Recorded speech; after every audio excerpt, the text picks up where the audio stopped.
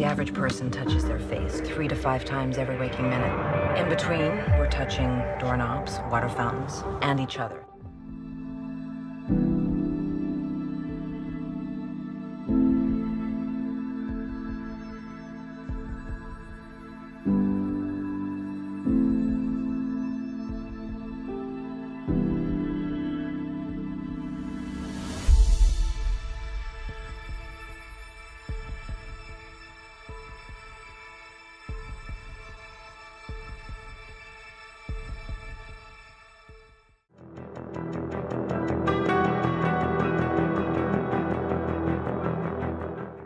It began in healthy-looking pigs, months, perhaps years ago. A new coronavirus spread silently within herds. Gradually, farmers started getting sick. Infected people got a respiratory illness with symptoms ranging from mild flu-like signs to severe pneumonia. The sickest required intensive care. Many died. Experts agree, unless it is quickly controlled, it could lead to a severe pandemic, an outbreak that circles the globe and affects people everywhere. The mission of the Pandemic Emergency Board is to provide recommendations to deal with the major global challenges arising in response to an unfolding pandemic. The board is comprised of highly experienced leaders from business, public health, and civil society. We could be looking at double the number of cases in 1 week and 16 times as many in a month if we are not able to stop the spread.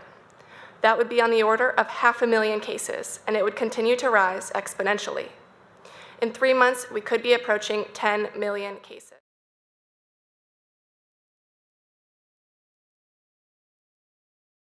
Governments need to be willing to do things that are out of their historical perspective, or for the most part, it's really a war footing that we need to be on.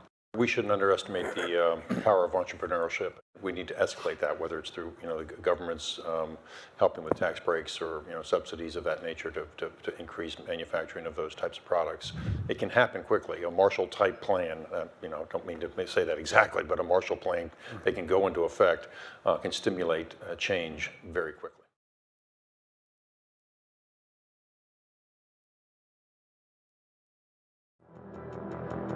How much control of information should there be, and by whom? And how can false information be effectively challenged? And what if that false information is coming from companies or from governments?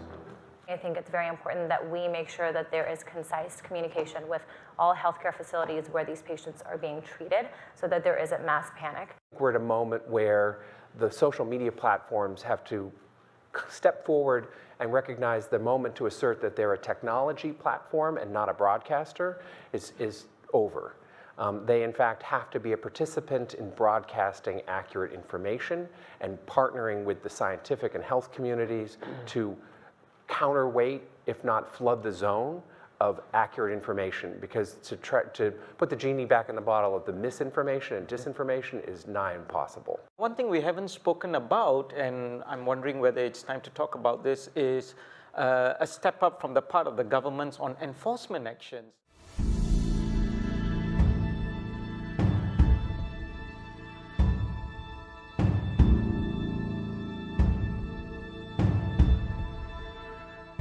Rate the chance of a nuclear war in my lifetime as being fairly low.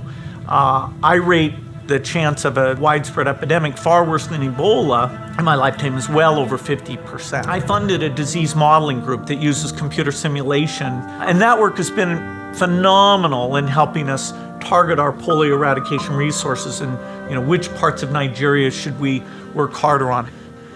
And it's very natural if you have a group like that to say, hey, look at something like the Spanish flu in the modern day.